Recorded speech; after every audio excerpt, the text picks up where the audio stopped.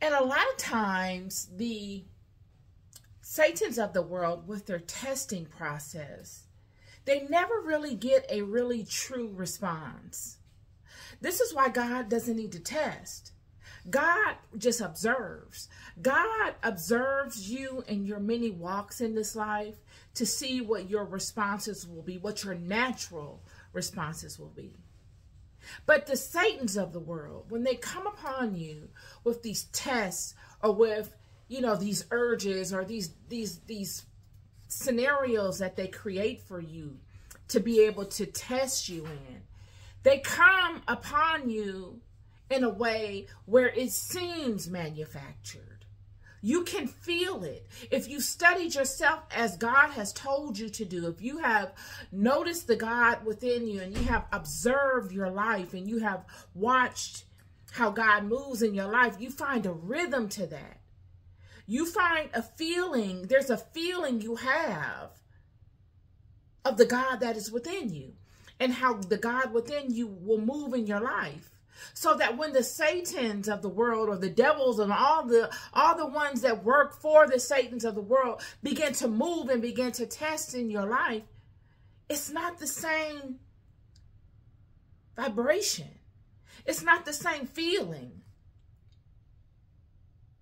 Even let's just use dreams. When you have that weird dream and it just was off and it's like, okay, no, something was weird about that when you just can't put your finger on it. And you haven't come into the knowledge of the tactics of the Satans in the form of them sending dreams. So it's not even an idea for you to cross-reference, but you know something was odd about it.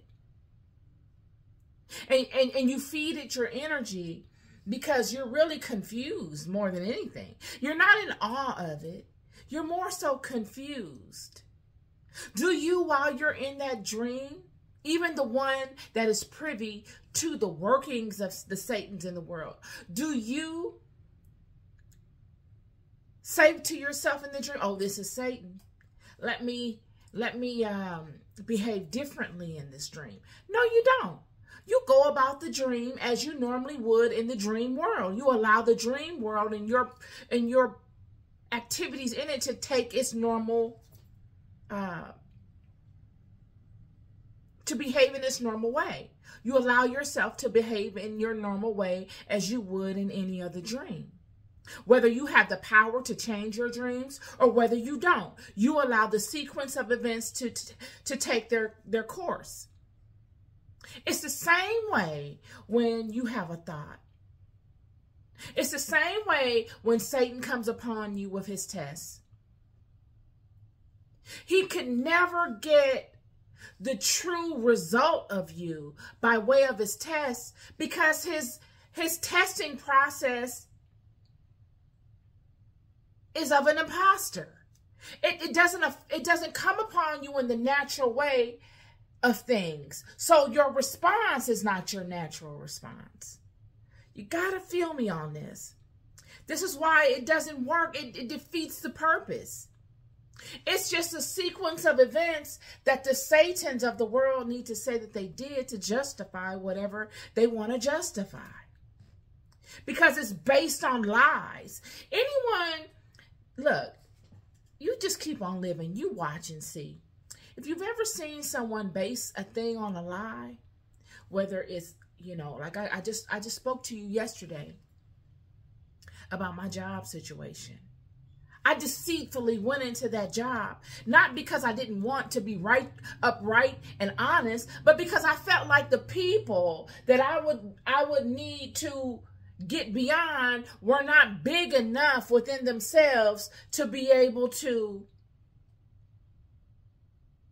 they weren't wise enough within themselves to be able to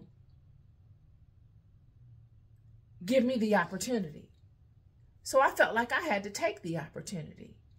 And in taking the opportunity, I overcame and I did what I had to do. But it was a very difficult experience for me. One that I didn't feel was even worth my time. So I learned a vital lesson in that. Same way. with this deceptive aspect of things. Whenever you build something on a lie, it's not lasting.